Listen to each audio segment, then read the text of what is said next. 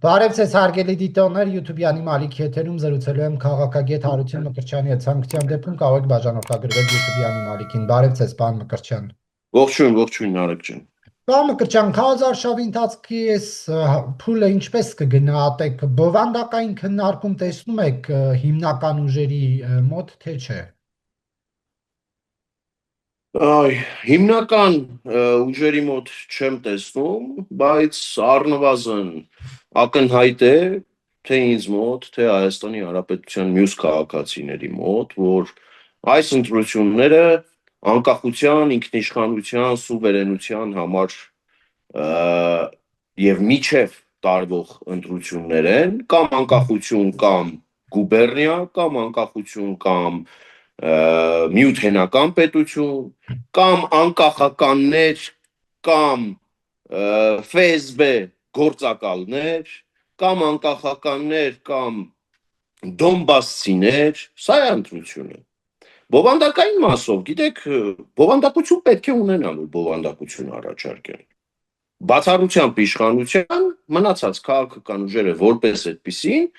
բովանդակային քննարկում չեն ծավալում։ Ես նկատի ունեմ այն ընդգծված ուժերին, ովքեր որ հիմնական պայքարը նրանց միջև է գնում։ Այդ ուժերը չունեն այլ առաջարկ, չեն ներկայացնում որևէ առաջարկ Հայաստանի Հանրապետության քաղաքացիներին, բացառությամբ ամենօրյա ռեժիմով տարվող ահաբեկումները Հայաստանի Հանրապետության քաղաքացիների ուղղությամբ, ամենօրյա ռեժիմով Ադրբեջանի նախագահի թեզերը Հայաստանի Հանրապետության ներքաղաքական կյանք բերել նետելը, ամենօրյա ռեժիմով Իլհամ Ալիևի բեղերով Հայաստանի Հանրապետության քաղաքացիներին սպառնալը, ամենօրյա ռեժիմով 300,000 ադրբեջանցիների սուտը տարածելը եւ ամենօրյա ռեժիմով սեփական անգրագիտությունն ու խղճուկ կերպարը ի ցույց դնելը։ Սա է։ Սա մի ահաբեկման ձև է, երբ որ օրինակ Ռոբերտ Քոչարյանը կանգնում է եւ քաղաքական ուժերի մեջ իբրև այլընտրանքային ընդդիմադիր ուժաներ կայանում, Հայաստանի Հանրապետության քաղաքացիներին մի ահաբեկելու ձև է, որ Ռոբերտ Քոչարյանը կլինի այ անգամ ընդդիմության կարգավիճակում, սա ահաբեկում է իրականում, կամ Սամվել Կարապետյանը հաջորդ վարչապետ։ Ինքնին էս արտահայտությունը, երբ որ լսում ես Սամվել Կարապետյան եւ հաջորդ վարչապետ, արդեն սկսում ենք Հայաստանի Հանրապետության մոտալուտ կործանումը պատկերացնել, որովհետեւ այդ մարդը բոլորովին վերջերս ինքն էլ փոխանցեց, որ ինքն էլ արտահայտեց այդ միտքը, որ ինքը պատրաստ չէ։ Սա է։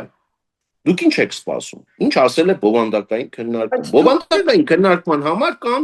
կան Հայաստանի Հանրապետության առաջ ծառացած խնդիրներ, Հայաստանի Հանրապետության իշխանությունները սկսել են գործընթաց, այդ գործընթացի շուրջ կարելի է քննարկումներ ծավալել, քննարկումներ ունենալ, քաղաքական մնացյալ ուժերը դուրս են մնում, լուսանցքում են մնում եւ հակադրվում են իշխանության կողմից առաջ քաշված օրակարգին, հակադրվում են խաղաղությանը, հակադրվում են թրիփին, հակադրվում են իրական Հայաստանին, այս քարտեզին են հակադրվում, իրենք այս քարտեզից դուրս Հայաստանի Հանրապետություն են տեսնում։ Իսկ սա ի՞նչ է նշանակում։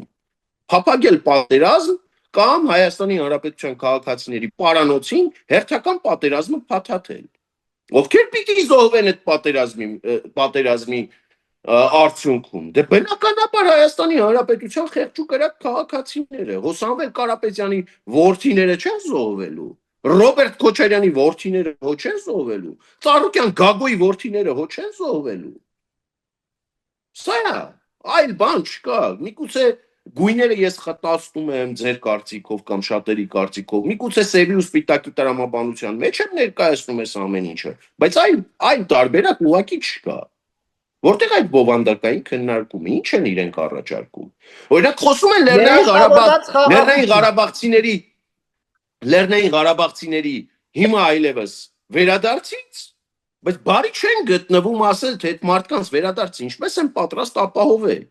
Այդ վերադարձը ապահովելու երկու տարբերակ կա։ Որևէ մեկը հակառակում թող ինձ եւ մյուս քաղաքացիներին, առավել եւս Լեռնային Ղարաբաղի մեր հայրենակիցներին այլ տարբերակներում չհամոզի։ Մեկը դա պատերազմական ճանապարհն է, հերով սրով տանկով, մյուսը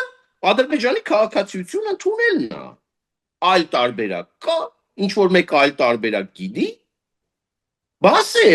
Բազմիվ եղեք ձեր ընտրողների հետ, բազմիվ եղեք Լեռնային Ղարաբաղի մեր քույրերի ու եղբայրների հետ։ Ինչի՞ եք այս մանիպուլացնում, ինչի՞ եք քաղաքական մանրադրամի վերածում Լեռնային Ղարաբաղի քաղաքացիներին։ Բա խոսացեք։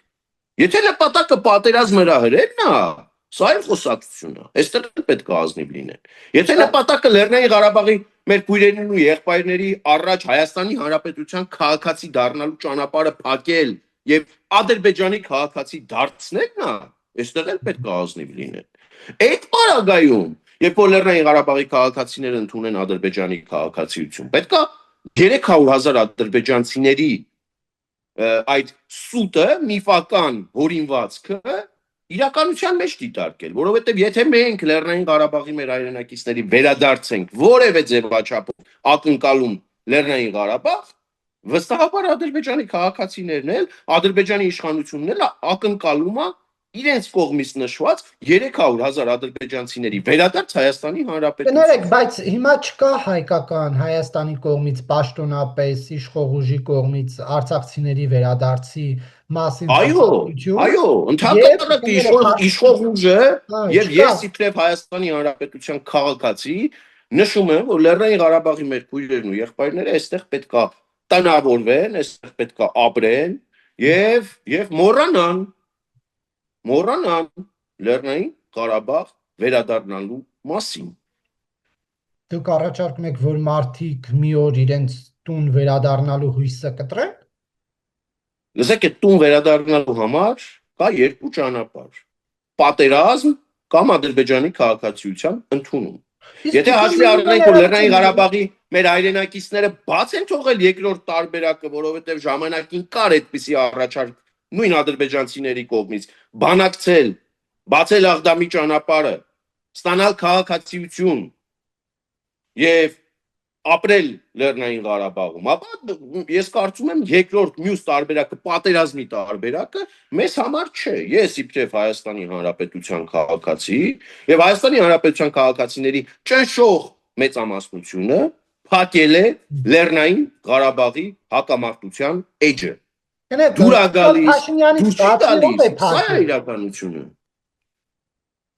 Չէ, տեսեք, վերադարձի հետ կապված, հա, Հայաստանը չի խոսում։ Նիկոլ Փաշինյանը վերջին ասուլիսի ժամանակ էլ ասեց, որ չկա նման բան եւ այլն, բայց մենք դրան զուգահեռ տեսնում ենք, որ Ադրբեջանում կան գործընթացներ, Նախիջևանում արևմտյան ճակերտավոր, այսպես կոչված արևմտյան Ադրբեջան վերադարձի գիտաժողով է տեղի ունենալու, միջոցառում է տեղի ունենալու, միակողմանի է, չէ՞, փակված այս հարցը ըստ էության։ Քանի դեռ Հայաստանի Հանրապետությունում կան ուժեր, որ խոսում են Մուշից, Բիթլիսից, Արդահանից, Կարսից, Արևմտյան Հայաստանից, Ղարաբաղից, վստահաբար Ադրբեջանում էլ լինելու են ուժեր, որոնք քննարկելու են իրենց կողմից մտածածին միֆական արևմտյան Ադրբեջանի մասին։ Այ հենց Չէ, բայց այդտեղ էական տարբերություն կա։ Այնտեղ իշխանությունն է անում, իշխանության հովանավորչությամբ ինչ որ ՀԿ-ներ են անում, իսկ Հայաստանում որևէ լծակ չունեցող ընդդիմությունն է հայտարարություններ անում։ Հանուն արդարության եկեք նշենք, որ իշխանությունը չի անում, իշխանությունն այլ բան է արել, իշխանությունը վավերացրել է հայ-ադրբեջանական հարաբերությունների կարգավորման այդ հռչակագիրը հիմնված Ադրբեջանի իշխանությունների նկատի ունեմ, այո, Ադրբեջանի խորհրդարանը վավերացրել է հռչակագիրը հայ-ադրբեջանական հարաբերությունները կարգավորել Ալմատի հռչակագրի հիման վրա, իրականացնել սահմանազատում եւ սահմանագծում, այս է իրականացնում իշխանությունը։ Իսկ թե Ադրբեջանի հասարակության մեջ ինչ շերտեր կան, այդ շերտերը իրենց ոնց են դրսևորում, իշխանությունը քողարկված աջակցում է, չի աջակցում, սա այլ խոսակցություն է։ Պաշտոնական մակարդակում ներողություն, որ պետք է ձեզ հիասթափեցնեմ, բայց Ադրբեջանում չկա անկախ հասարակական սեկտոր, չկա անկախ ընդդիմություն, չկա անկախ մեդիա։ Այնտեղ ինչ արվում է, դա արվում է միայն ու միայն իշխանության թողտվությամբ։ Այսինքն, եթե մի ՀԿ խոսում է արևմտյան, այսպես կոչված ճակերտավոր արևմտյան Ադրբեջանի մասին, ուրեմն Ալիևի վարչակազմից ուղիղ համաձայնություն ունի։ Տարբերությունը սա է։ Հասկացանքի տարբերություն Ադրբեջանի Հայաստանի Հանրապետությունը ժողովրդավարական երկիր է եւ Հայաստանի Հանրապետությունում էլ շրջանակներ կան, որ օգտվում են Հայաստանի Հանրապետության ժողովրդավար պետություն լինելու կարգավիճակից եւ Հայաստանի Հանրապետության ներսում խոսում են Արևմտյան Հայաստանից, այրում են Թուրքիայի դրոշը, խոսում են Լեռնային Ղարաբաղից, խոսում են Գանձակից եւ այլն եւ այդպես շարունակ։ Ես այլ բան չասացի։ Բայց Չէ, այստեղ տարբերություն, էական տարբերություն, երևություն այստեղ էական տարբերություն կա, որ այստեղ այդ խոսակցությունները իշխանության հովանավորչությամբ չեն, իսկ Ադրբեջանում իշխանության հովանավորչությամբ են։ Ալիևի վարչակազմը ինչքան դրամաշնորհներ է պետական տվել այդ ՀԿ-ին, որը Արևմտյան Ադրբեջան խոսույթն է առաջ տանում։ Չգիտեմ Ալիևի վարչակազմը ինչքան միջոցներ տրամադրել այդ հասարակական կազմակերպությանը, բայց մի բան գիտեմ, որ Ալիևի վարչակազմը Ադրբեջանի մեջլիսի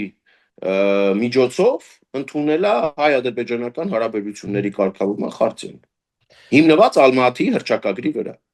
Սա է, թե ինչ կխոսեն Ադրբեջանում հասարակության տարբեր շերտեր, ես առաջարկում եմ փոխանակ այդ խոսակցությունները սրենք Հայաստանի Հանրապետությունից Լեռնային Ղարաբաղցիների վերադարձի խոսակցության բացմամբ, այլ ընդհակառակ այդ սուր անկյունները հղկենք եւ փորձենք տարածաշրջանում խաղաղ համակեցության եզրեր գտնել։ Այ այդտեղ է ծնտիրը։ Սամվել Կարապետյանը վստահ է, որ 300,000 ադրբեջանցիներ գալու են եւ ապրեն Հայաստանում, նույնիսկ ասում է Մակրոնը Ալիևին խնդրել է, որ այս փուլում չգան, որ ընտրություններին Նիկոլ Փաշինյանին հանգարց վնաս չտան ռեյտինգի առումով, քվեների առումով։ Եթե Սամվել Կարապետյանը իր այդ խոսքերը հատկապես Մակրոնի խնդրանքի մասով, ինքը ասում է Մակրոնը խնդրել է, չէ՞, տպավորությունն է, որ ինքը Մակրոնի կողքը նստած է, այլ որ Ալիևին խնդրել է։ Եթե Սամվել Կարապետյանը շատ կարճ ժամանակահատվածում սա չապացուցեց, Սամվել Կարապետյանը ստախոս է։ Թող ապացուցի։ Թող ապացուցի։ Գիտեք, այդ 300,000 ադրբեջանցիների թեզը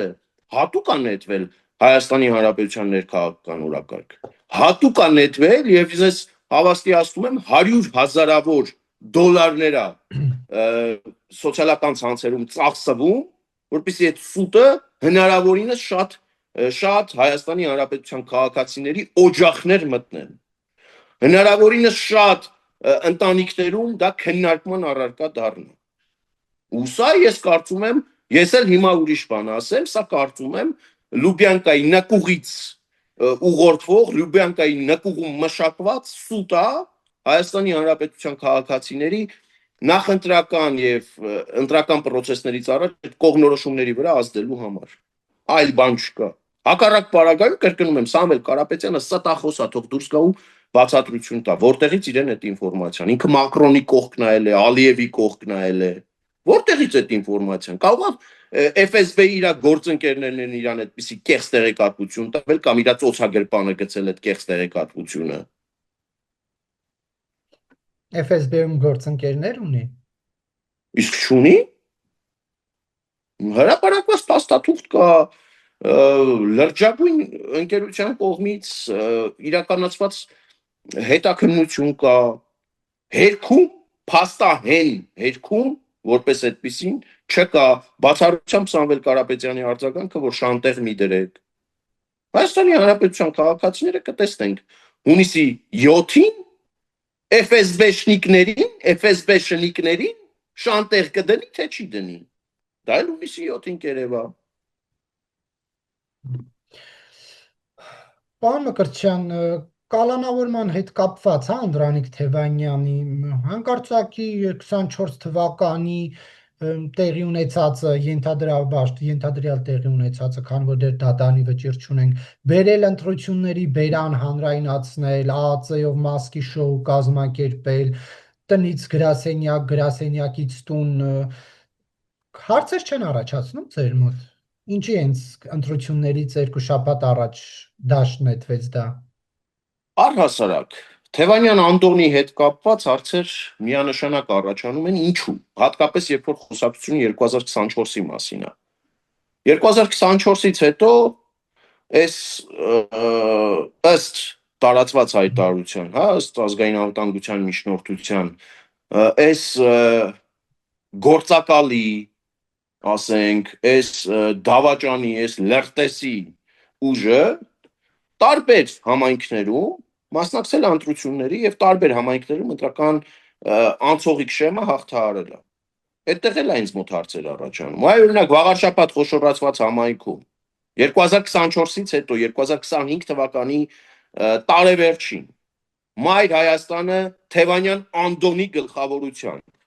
այդ իրանց նախկին կոռումպացված գյուղապետների մասնակցությամբ երբ որ մասնակցեց ընտրություններին եւ անցողիկ շեմը հաղթահարեց։ Հիմա օրինակ իրավապահ մարմինները պետք է ինձ պատասխանեն եւ Հայաստանի Հանրապետության մյուս քաղաքացիներին պատասխանեն հաշտեն այս ամեն ինչի հետ։ Ես խնդիր չունեմ 2024-ից նրան չձերբակալելու, նրան իրավապահ մարմինների առաջ պատասխանատվության չկանչելու հետ։ Ինչու՞, որովհետեւ գոյություն ունի օպերատիվ աշխատանք եւ օպերատիվ աշխատանքից ելնող տրամաբանությունից կարելի է օրինակ պոտենցիալ մտածածին հանցագործին դիտարկել, ուշադրության կենտրոնում պահել, փորձել նրա հետ փոխկապակցված անձանց շրջանակը բարձել, հրահանգավորողին բարձել։ Այս համատեքստում ես հասկանում եմ, թե ինչի է օրինակ իրավապահ համակարգի կոնկրետ կառույցը երկար ժամանակ ուղարկի դիտարկման տակ պահել, բայց հետևանքներ է ունեցել այս մարդու գործունեությունը Հայաստանի Հանրապետության ներսում եւ այդ հետևանքները եւս պետքա վերացվեն։ Իմ համար հեչել զարմանալի չի, որ 2024-ից մինչև 26-ն ընկած ժամանակահատվածում ազգային անվտանգության ծառայությունը ուղղակի դիտարկել այս մարդուն։ Եկել է պահը, որ հասկացել են շրջանակը չի բացվում կամ ավելի լայն շրջանակ չկա եւ գործով ընդգրկված կամ գործի հետ կապ ունեցող բոլոր անձանց տվյալները նույնականացված են եւ կամ բավարար ապացուցողական բազա, որոշում է կայացվել այս պահին ձերբակալելու ըստ ազգային անվտանգության ծառայության տարածած հայտարարության այս գործակալին, այս լրտեսին։ Այդ մասով խնդիր չեմ տեսնում, բայց նրա գործունեության արդյունքում հետևանքներ, որ եղել են Հայաստանի Հանրապետության տարբեր մարզերում, տարբեր շրջաններում, այդ թվում նաև անցողիկ շեմը հաղթահարելու մասով, ես կարծում եմ post-factum պետքա որևէ լուծում այս ամեն ինչին գտնենք եւ Մայր Հայաստան խմբակցությունները, սկսած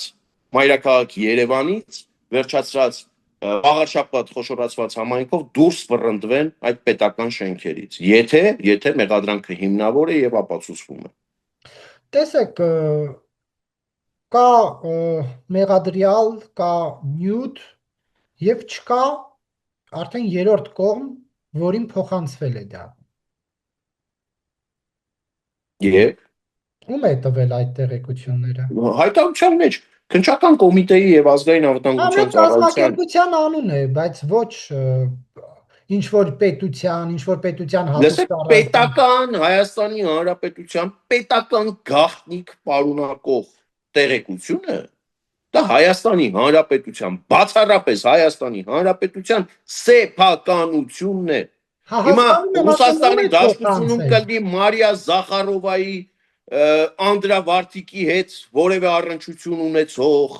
կազմակերպություն, թե ինչ կազմակերպություն, դա Հայաստանի Հանրապետության տարածքից պետք է դուրս չգա։ Հասկանում եմ, ում է փոխանցել Թևանյան Անդրանիկը չի ասում, իրավապահ համակարգը չի ասում ում է փոխանցել։ Որ գործ ունենք պետական դավաճանության գործի հետ, իսկ դες թվում է այդ կառույցները պետքա ամեն ինչ այդպես բաց ու թափանցիկ ասել, դատաքննության փուլ կլինի, դատարանին կներկայացվի ապացուցողական բազան, ապացույցները, դատարանը որոշում կայացնի։ Հիմա ինչ ուզում եք ամբողջությամբ հայ հանրության առաջ փռեն դնեն, տեսնենք թե ումա այս Թևանյան Անդոնը, Դոնբասի Անդոնը տեղեկություններ փոխանցել։ Լավ էլի, լուրջ չի։ Առնվազն դուրս չի։ Չէ, այսինքն երբ որ ասում են պետական դավաճանություն է գործել, դա պետք է իմանանք ի օգուտում է գործել։ Դե ակնհայտ է,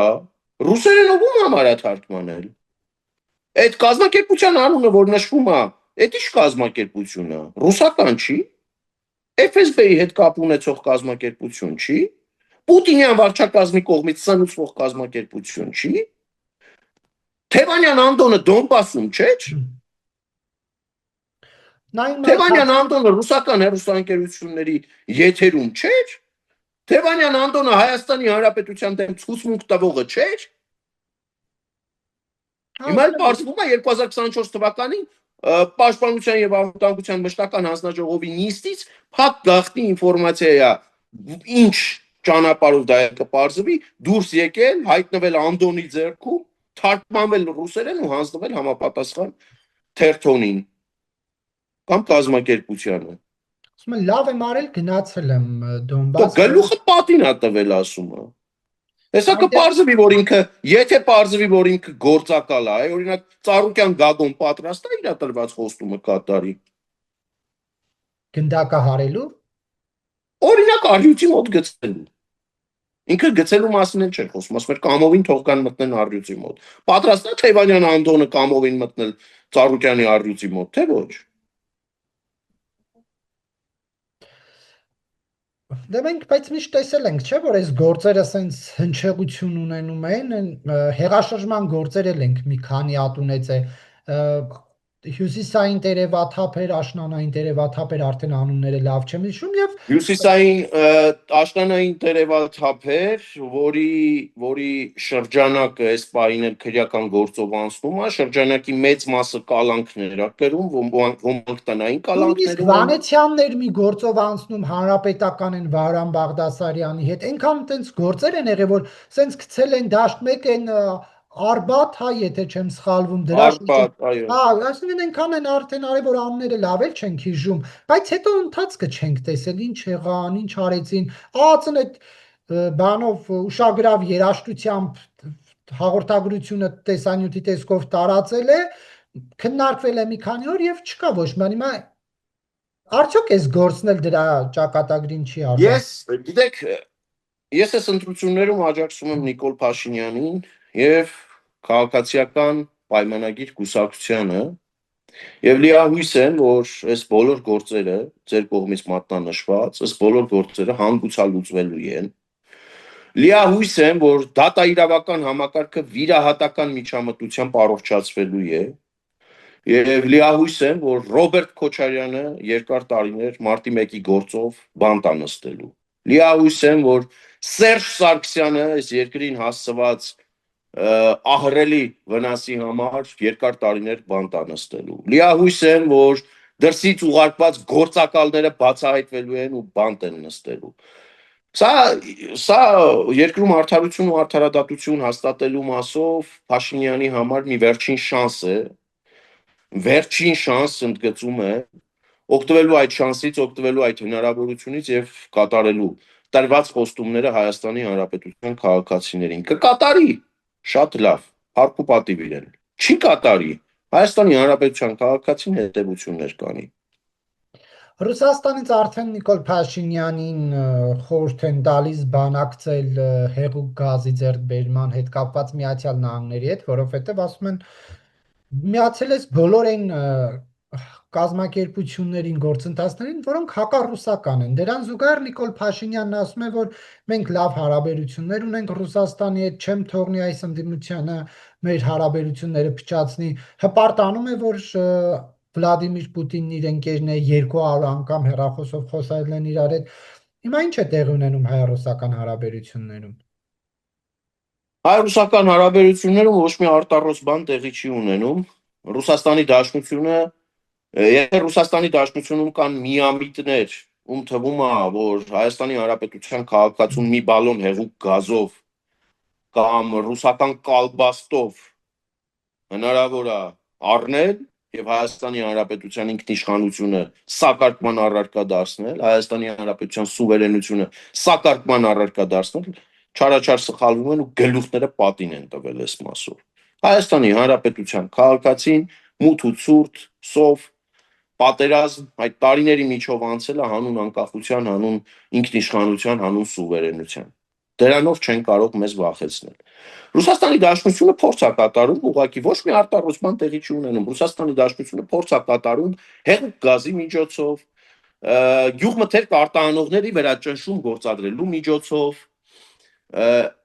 ծաղիկ արտահանողների միջոցով եւ այլն, եւ այս շրջանակը կարող է մեծացվել ջերմուկ արտահանող կազմակերպության վրա ազդելու միջոցով, փորձում է Հայաստանի Հանրապետության ներսում ընտրական process-ների վրա ազդեցություն ունենալ։ Մինչև հունիսի 7-ը, սիրելի հայրենակիցներ, Հայաստանի Հանրապետության քաղաքացիներ, Ես ձեզ հետ անկեղծ եմ եղել միշտ, հիմա էլ եմ անկեղծ ասում։ Մինչև հունիսի 7-ը Ռուսաստանի Դաշնությունից այսպիսի հայտարարություններ, գործողություններ ընդհուպ պետքա սպասել։ Ու մինչև հունիսի 7-ը գնալով ավելի է սաստկանալու սա։ Հունիսի 7-ից հետո երբ որ էս թե տեղական FSB շնիկներն ու FSB շնիկները թե Կիրիենկոյի ծառաներն ու անձամբ Կիրիենկոն, երբ որ բախվեն Հայաստանի Հանրապետության քաղաքացու պատին եւ Հայաստանի Հանրապետության քաղաքացու ընտրության հետ գործ ունենան, հունիսի 7-ից հետո խելոք, ականջները կախ,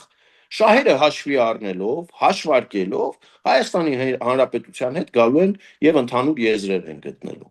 Հեղուկ գազի շուկան էլ է կարգավորվելու, ծաղիկ արտահանողների հարցն էլ է լուծվելու, գյուղմթերք արտահանողների հարցն էլ է լուծվելու։ Մինչև հունիսի 7-ը Ռուսաստանի Դաշնությունը մեր վրա գործադրելու է այս ճնշումը եւ փորձելու է մեր ընտրական process-ների վրա ազդեցություն ունենալ, որպեսզի իր գրպանային FSB շնիկներն ու FSB շնիկները Հայաստանի Հանրապետությունում կարողանան հաջողություն գրանցել։ Սա է նպատակը։ Այլ նպատակ Ռուսաստանի Դաշնությունը ուղղակի չի հետապնդում։ Դուք աջակցում եք, ասեցիք, հա Նիկոլ Փաշինյանի, նաև իր առանձին պահվածքն եք աջակցում սատարում, թե ոչ, օրինակ, երբ որ մարդը մոտենում է եւ խնդիր է փորձում բարձրաձայնել, միանգամից Նիկոլ Փաշինյանը նրան պիտակավորում է Սամվել Կարապետյանից, Քոչարյանից փող վերցրած ու իր մոտ եկած անձնավորության, թե չէ, որտեվ կարծեք տպավորությանը, որ վարչապետը մեկ հայտարարում է ես ձեր ծառան եմ, դուք տերն եք, երբ ասեք ես այդ ժամանակ կթողեմ կհեռանամ, բայց հենց տերը գալիս է եւ մի խնդրահարույց բան է ուզում ասի, ծառան սկսում է բղավել, անպատվել, հետո տիրոջը տանում գցում են բանտ, իսկ ծառան շարունակում է իր գործունեությունը։ Սա ինչպես կմեկնաբանեք Արթուր Օսիպյանի դեպքը, մասնավորապես, երբ որ եկել էր ոչ վիրավորում էր, ոչ ասում էր թուրք դավաճան, ոչ հողատու, այլ ընդամենը փորձում էր խնդիր բարձրաձայնել ու Նիկոլ Փաշինյանը միանգամից հարձակվեց, վիրավորեց, վերջում էլ կալանավորեցին։ Սա ժողովրդավար է, սա արդար է, ազնիվ է, ինչ գնահատական ունեք։ Լսեք, Լեռնային Ղարաբաղի հակամարտության էջը փակված է։ Այս իմ հայտարարությունը ջղաձգումները առաջացնում ոչ միայն FSB շնիկների եւ FSB շնիկների մոտ, ոչ միայն Լեռնային Ղարաբաղի մեր քույրերի ու եղբայրների մոտ, այլ նաեւ որոշ ազգայնաարևմտա, չգիտեմ ինչ շրջանակի մոտ, ովքեր փորձում են անհամաձայնություն արտահայտել։ Այդ շրջանակը իդեպ խոսում է Նախիջևանով Քելբաջար ճանապարհի մասին եւ խոսում է Լեռնային Ղարաբաղի վերադարձի ու Լեռնային Ղարաբաղցիների վերադարձի մասին։ Հիմա գլխավոր դատավորը Հայաստանի Հանրապետության քաղաքացին հունիսի 7-ին իր ընտրությամբ բոլոր հարցերը կտնի իր տեղը։ Իսկ ինչ վերաբերում է Արթուր Օսիպյանին եւ մասնավորապես Օսիպյանին։ Ես այդ դեպքի ժամանակ նարեկ եղել եմ Արթուր Օսիպյանի թիկունքում կանգնած շատ մոտ։ Գիտեք, երբ որ մոտենում են հանրապետության վարչապետին, որքան էլ որ հանրապետության վարչապետը անմիջական է եւ մեկն է մեզանից, առնվազն էթիկայի կանոնները պետքա պահել։ Հանրապետության վարչապետի մոտենալուց առաջ հանրապետության վարչապետի բմբուլները կամուն տալու մասին հայտարարություն ուղղակի պետքա չանել։ Այսինքն դա դրա հատկապես այն համատեքստում, երբ որ տվյալ օրը հանրապետության վարչապետի նկատմամբ ֆիզիկական ոչնչացման սպառնալիքներ են տեղացել արցախցիները կամ առնվազն արցախյան բարբառով խոսողները։ Իրավապահ մարմինները այստեղ կարող են ողջամիտ կասկածներ ունենալ, որ եթե վարչապետի վերաբերյալ ֆիզիկական ոչնչացման սպառնալիք են տեղում էթնիկ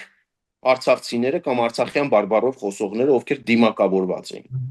Հետո Հայաստանի Հանրապետության մայրաքաղաք Երևանում վարչապետի քարոզարշավ իրականացնելու ընթացքում հայտնվում է մի արցախցի, ով իր Facebook-յան էջում գրառում է անում, որ պետքա վարչապետի բմբուլները կամուն տա։ Պարոն Մկրտչյան, Գալիս է դա պարզապես դարձված կա։ կանգնում է վարչապետի առաջ, կեցվածք չունենալով, վարչապետի վրա մատ թափալով, ներողություն, այստեղ արդեն պետքա պարզաբանում մտցնել։ Այսինքն դուք հաստատում եք, որ նա հիմա անազատության մեջ է, որովհետև Facebook-ում գրել է, որ վարչապետի բմբուլները պետք է քամուն տամ։ Առնվազն պետքա պարզվի ինքը ինչ նկատի ուներ այդ գրառումն անելով, առնվազն պետքա պարզվի արդյոք ինքը կապ ուներ այդ դիմակավորված բաշի բոզուկների հետ, թե ոչ, երբ որ շրջանակը կպարզվի եւ երբ որ ամեն ինչ կպարզվի, Հայաստանի Հանրապետության քաղաքացիներին այդ բանը կներկայացվի, Նարեկ ջան։ Բայց չէ՞ որ ժողովրդավար պետություն է, Նիկոլ Փաշինյանը հայտարարում է ժողովրդավարության բաստիոնը, ինչու մարդու ընդդիմադիր խոսքը չլսել, այսինքն երբ որ Արթուր Լսեք, ընդդիմադիր խոսքը լսվել է։ Իսկ ով ասաց որ չի լսվել, վարչապետը մոտավորապես լակոթի զոհված չես, դրանի պատասխան եղել է լակոթի զոհված։ Երբ որ համակարգային բնույթ են կրում, երբ որ վարչապետը դուրս է գալիս շրջայցի քարոզարշավի եւ դա կրում է համակարգային բնույթ եւ կասկածելի շրջանակներ մոտենում են վարչապետին ու փորձում են հունից անել Լեռնային Ղարաբաղի հակամարտության էջը վերաբացելու տրամաբանության մեջ։ Բնական է որ վարչապետն էլ մսից արյունից մարդ է եւ կարող է էմոցիաներին տրվել եւ դուրս գալ ափերից, դա նորմալ է։ Դուք չեք նկատել որ վարչապետին մոտեցող շրջանակը կարմիր թելով տանում է 300,000 ադրբեջանցիների կեղծ սուտը Facebook պատվալում մշակված եւ Լեռնային Ղարաբաղի քաղաքացիների վերադարձը։ Բա կներեք էլի Լեռնային Ղարաբաղի այդ քաղաքացիները որ մոտենում վարչապետին ու վերադարձի մասին են խոսում, մեծ փրթում են։ Այդ Լեռնային Ղարաբաղի զենքերը որ հիմա կադրերը հանեք նարեք, դուք ինքներդ անաչառ լրագրող եք, կադրերը հանեք Հայաստանի Հանրապետության քաղաքացիներին հերթական անգամ, Լեռնային Ղարաբաղի քաղաքացիներին հերթական անգամ ցույց տվեք, թե ոնց էին ադրբեջանցիներին բանտիկը վերեն զենքեր հանձնում։ Բայց ինչի չէին զոհվում այդ զենքերը ձեռներին, ինչի չէին կռվում։ Ինչի չբարձրացան, ինչի է սրա մասին ոչ մեկ չի խոսում։ Չեք հիշում, թե Լեռնային Ղարաբաղում զենքերը բանտիկը վերեն այս շրջանակը ոնց է հանձնել ադրբեջանցիներին։ Այդ զենքերը իրանց պապուտանի չէին բերել, այդ զենքերը Հայաստանի Հանրապետության քաղաքացիների հարկերի հաշվին գեներացված միջոցների հաշվին գնված զենքեր էին։ Այդ դրա մասին ինչի չեք խոսում։ Մոռացել եք։ Սեպտեմբերի 19-ին 200 զոհ է ունեցել Արցախցին կռվել է, եթե լսեք 200 զոհ է ունեցել 100,000-ից ավել քաղաքացի, 100,000-ից ավել քաղաքացի, միլիոնավոր դոլարների հասնող զենք զինամթերք Հայաստանի Հանրապետության ներսում եկել են Հայաստանի Հանրապետության ներսում 100,000 քաղաքացի կոկորտ կրծող են ձևանում, բա կրծեիք ադրբեջանցիների կոկորտը երբ որ դուք Ղարաբաղում էիք 9 ամիս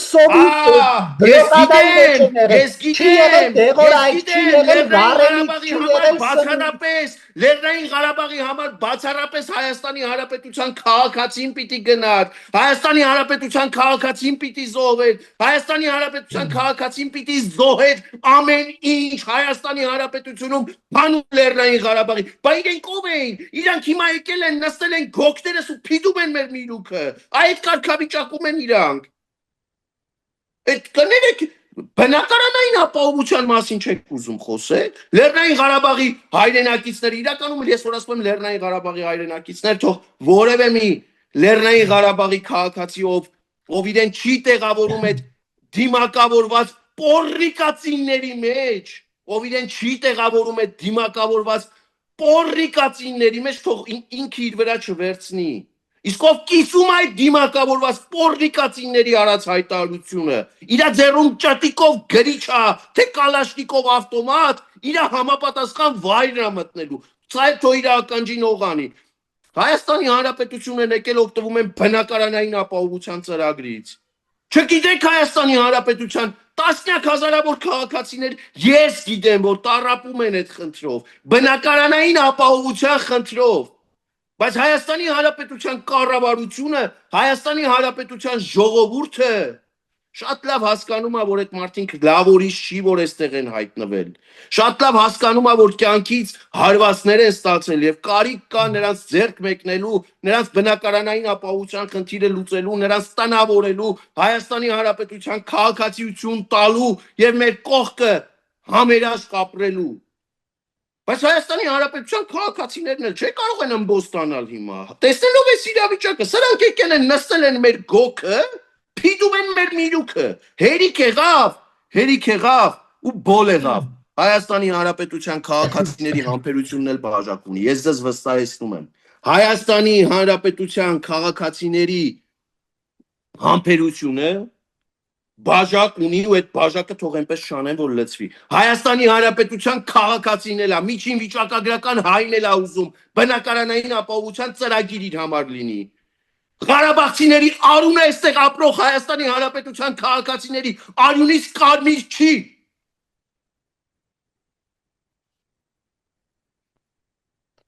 Հերիք ու բոլ եղավ, անընդհատ նպատակը ո՞րն է։ Ինչի՞ եմ ես այսպես արձակ, նպատակը ո՞րն է։ Բացել Լեռնային Ղարաբաղի հակամարտության էջը։ Առը ձեզ։ Լեռնային Ղարաբաղի հակամարտության էջը այլևս չի բացվելու։ Այլևս չի բացվելու։ Կա իրական Հայաստան, սա է 29743 քառակուսի կիլոմետր։ Որի մի մասն էլ օկուպացված է։ Որի մի մասը օկուպացված է, Հայաստանն ու Ադրբեջանն ունեն հռչակագիր, որ եւ խորհրդարաններով վավերացված, որ հարաբերությունները պետքա կարգավորվեն Ալմատի հռչակագրի հիման վրա, որտեղ Ղարաբաղը Հայաստանինն է, չէ եւ Ադրբեջանինն է։ Հայաստանի Հանրապետությունն ու Ադրբեջանը պետք է իրականացնեն սահմանազատում եւ սահմանագծում Հայաստանի Հանրապետության քաղաքացիներն ու Ադրբեջանի քաղաքացիները ի վերջո պետքա գտնեն խաղաղ համակեցության միջոց եւ խաղաղ ապրեն։ Հերիք ու բոլ եղավ Հայաստանի Հանրապետության քաղաքացիների գլխի վրա գումար խաղակ, հերիք ու բոլ եղավ։ Շնորհակալություն, պարոն Մկրտչյան, հարցազրույցի համար։ Ես եմ շնորհակալ։